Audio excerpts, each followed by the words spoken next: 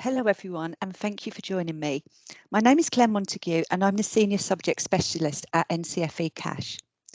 Today's webinar will introduce you to our Level 2 Technical Award in Health and Social Care, which the Department for Education have approved to count in the Key Stage 4 performance tables.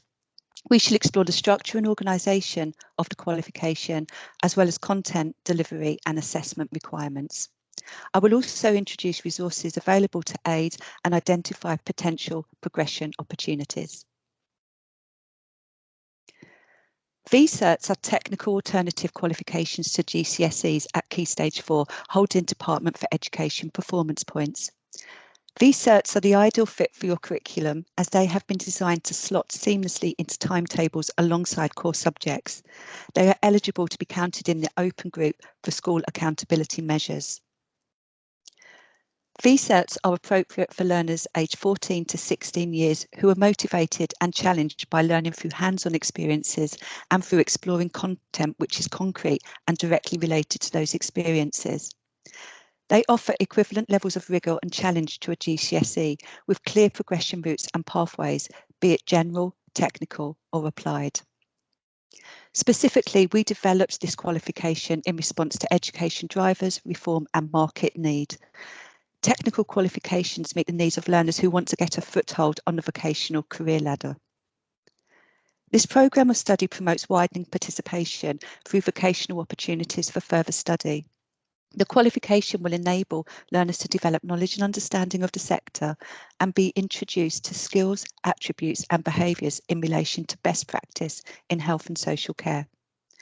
Therefore, the qualifications give a broad and sufficiently in-depth base from which Level 2 learners at Stage 4 in their compulsory education can begin to make informed decisions concerning future career goals and aspirations. So let's begin through examining the structure and organisation of the qualification. The qualification has a total qualification time of 140 hours, of which 120 are guided learning. It consists of 3 internally assessed units and 1 synoptic external assessment. The units are TAHSC 1, Introduction to the Health and Social Care Sector, TAHSC 2, Professional Practice and the Health and Social Care Practitioner, and TAHSC 3, Human Growth and Development through the Life Stages.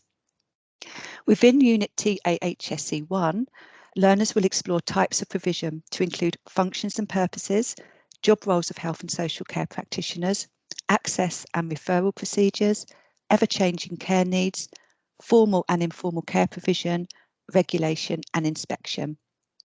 For Unit TAHSC 2, learners will consider responsibilities, skills, behaviours and attributes of health and social care practitioners, professional practice, professional development, legal frameworks, values and guidance, components of person-centred practice, teamwork, partnership working and career pathways. Finally, within Unit TAHSC 3, learners will be introduced to the stages of development from conception through to birth, potential effects on development of preconception, pre-birth and birth experiences, life stages to include infancy, childhood, adolescence, early, middle and late adulthood, holistic development, theoretical perspectives, factors impacting on human growth and development, transition and the role of care planning.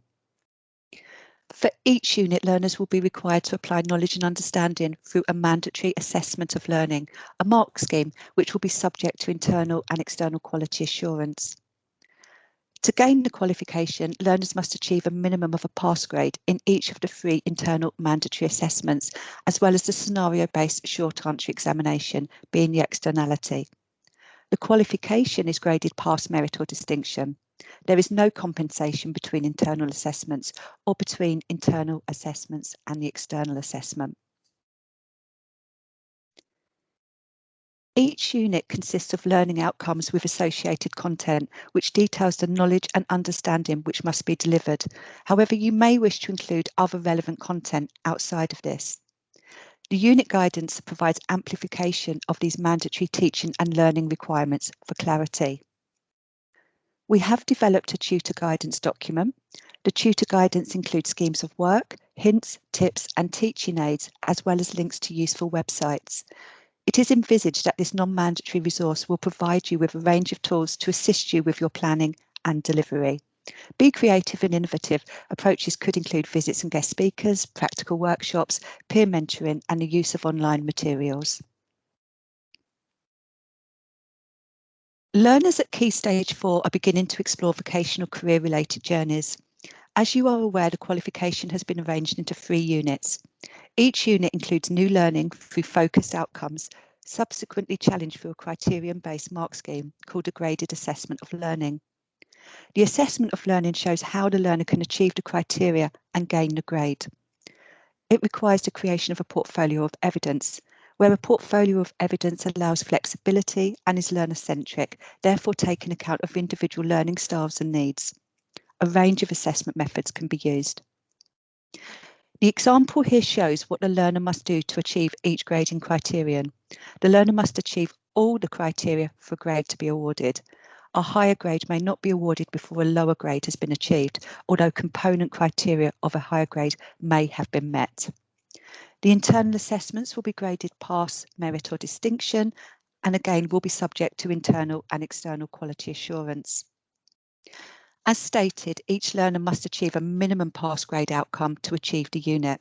In order to secure a pass grade, learners must show an application of knowledge and understanding across each learning outcome, reflecting the breadth of the unit content.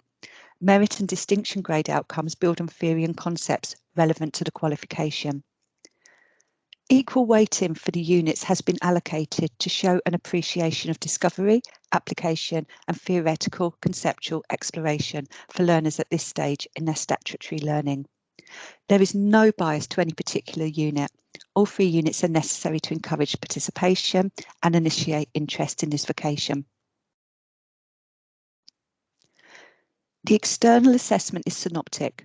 It requires the learner to combine elements of learning and show accumulated knowledge and understanding across the 3 units and their learning outcomes. This allows learners to integrate and apply knowledge and skills with breadth and depth. All content from the 3 mandatory units is subject to external assessment through a synoptic scenario-based short answer examination. This method of external assessment requires learners to apply theory and concepts from the learning outcomes in context to show knowledge and understanding of the subject. The synoptic scenario-based examination will allow for application of knowledge and understanding from across the units and combines content to develop holistic connections.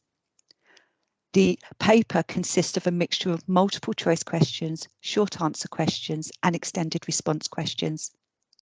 The synoptic external assessment contributes to 45.5% of the qualification grade. The scenario-based short answer examination again will be graded pass, merit or distinction. Learners must achieve a pass grade in order to gain the qualification, alongside, of course, a minimum of a pass grade in the 3 internal assessments. Sample and pass papers and mark schemes identifying assessment objectives are available. Using actual assessment material is a good way to make revision effective. Furthermore, the Chief Examiner report available after every submission provides an insight to how learners performed nationally and issues you may wish to consider. Within the qualification, there is a maximum of 1 further attempt for learners to take the scenario-based short answer examination in order to achieve a pass grade or to improve a grade. This will be a different scenario-based short answer examination. The key area for support will be QolHub.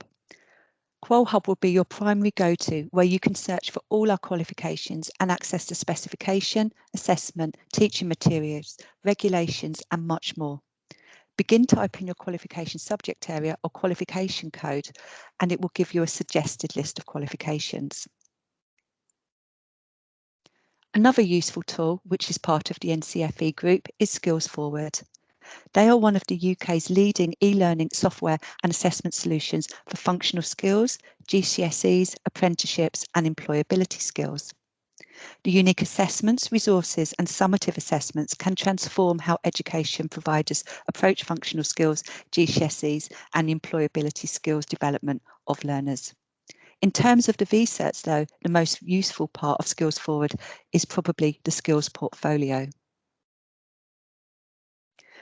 SkillsPortfolio allows learners to submit evidence and keep records of their work, which will allow centres to manage, monitor and assess their learners remotely. The assessor is also able to upload evidence for the learners too, for example, witness statements for the internal assessments. It can allow for easy management of the quality assurance process too, and complies with Ofsted and the Education and Skills Funding Agency requirements, giving you the evidence needed during inspection. Aside from the skills learners will gain from the vCert, we have also developed a suite of resources to support the wider curriculum and skills learners will need. These include 32 sessions, each lasting 2 hours, and they cover personal, social, health and economic education, study skills and employability and career skills. These packs can be found within the teaching materials on QolHub. At Key Stage 5, learners may choose to progress to the next level of learning in health and social care. We have a range of related qualifications which hold performance points, namely our Level 3 Applied General Award and Certificate in Health and Social Care, as well as our Level 3 Technical Certificate and Extended Diploma in Health and Social Care. Of course, there's also the T-Level Technical Qualifications in Health and Science. Within our offering, we too have a range of competency-based qualifications which learners may pursue. Of course, if you would like more information on the Level 2 Technical Award in Health and Social Care or how we can support you with your own curriculum planning, we'd be very happy to talk to you. We run training courses throughout the year and you can also request a bespoke session that will be tailored to your needs. Alongside performance-pointed qualifications, CASH also offer a range of qualifications in health and social care which are suitable and available for pupils from the age of 14 but do not carry performance points. More information on these qualifications can be found on QolHub. I do hope that you found this overview useful. Thank you for listening.